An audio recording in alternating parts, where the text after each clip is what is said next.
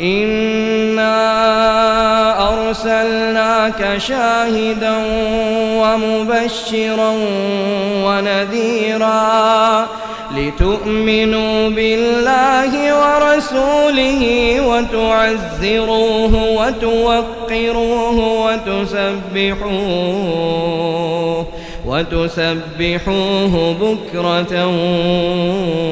وأصيلا إن الذين يبايعونك إنما يبايعون الله يد الله فوق أيديهم فمن